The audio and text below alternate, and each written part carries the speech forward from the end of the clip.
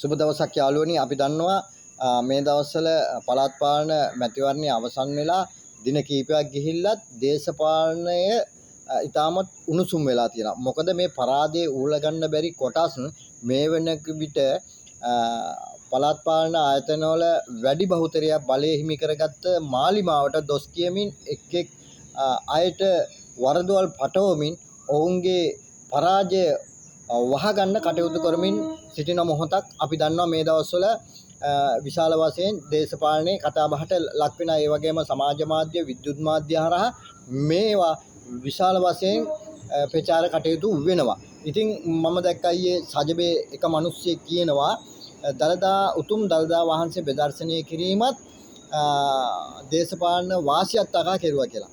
ඉතින් ඔය වල් මොට්ටල තිරිසන් යක්කුන්ට දළදා වහන්සේ ප්‍රදර්ශනය කළා මේ රටේ ජනතාවට දළදා වහන්සේ වැඳ පුදා ගන්න දුන්න එකක්. ඒක දේශපාලන වාසියක් තකාද කළේ කියන එක මම අහන්න කැමතියි. මොකද මේ රටේ රාජ්‍ය නායකයා හැටියට මේ රටේ ජනාධිපතිවරයා හැටියට දළදා වහන්සේ නෙමේ වෙනත් දෙයක් වුණත් ප්‍රදර්ශනය කළා මහ ජනතාවට වැඳ පුදා ගැනීමේ අවසරයක් ලබා දෙන්න ප්‍රදර්ශනය කරන්න කියලා ඉල්ලීමක් කරන්න මහා සංඝරත්නයෙන් ඉල්ලීමක් කරන්න මේ රටේ ජනාධිපතිවරයාට අයිතියක් තියෙනවා. ඒවා කිසිම දෙයක් දන්නේ නැතිව තමයි මුන් ආගමක් නැති උන් තමයි මේ විදිහට උතුම් දළදා වහන්සේටත් අපකීර්තියක් වෙන විදිහට කෑ ගහන්නේ කියන එක මම මේ අවස්ථාවේදී ප්‍රකාශ කරන්න ඕනේ. ඒ වගේම සහෝදරවරුනි ගත්තන් පස්සේ පළාත් පාලන ආයතනවල 180කට ආසන්න සංඛ්‍යාවකට මාලිමාවේ ජයග්‍රහණය කරලා තිබ්බත් ඒ බලය තහවුරු කරගෙන බලය පවත්වාගෙන යෑමේ පොඩි අර්බුදයක් තියෙනවා. මොකද විපක්ෂයෙන් ආපු නරි රැළ පොඩ්ඩක් ඒ ආපු මන්ත්‍රීවරු සංඛ්‍යාව පොඩ්ඩක් වැඩි වෙලා තියෙනවා. නමුත් මේ සියලුම පළාත් පාලන ආයතන කොමතාරිස්වරයෙක් යටතේ තමයි පවත්වාගෙන යා යුතු වන්නේ. එතකොට කොමතාරිස්වරයාට බලයක් තියෙනවා.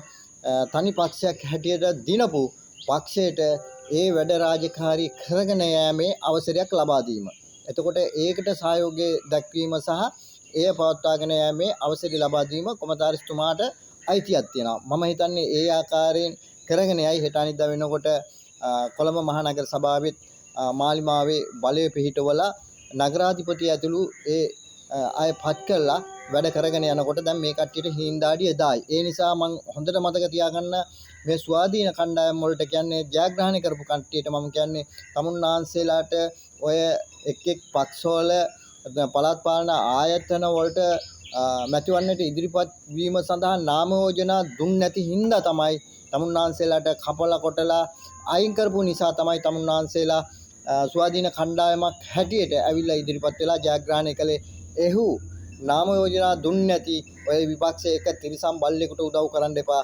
උදව් කරන්න මාලිමාවට උදව් කළා බලය පිහිටවලා ඒ මාලිමාවේ മന്ത്രിවරුන්ට දෙන වරප්‍රසාද සහ ඔවුන්ට දෙන ප්‍රතිපාදන ඔබතුමන්ලත් කතා කරලා ඉල්ලගෙන රටට ගමට ජාතියට වැඩක් කරන්න සූදානම් වෙන්න. අර පරාජිතයෝ එක්කව වෙන්න එපා. එක්කව වෙලා ඔවුන් කියන්නේ දැන් තමුන්නාන්සේලාව ඉල්ලගෙන හිඟා කන්න එනවා. ඔය හිඟන්නන්ට පාත්‍රේවත් දෙන්න එපා හිඟා කන්න.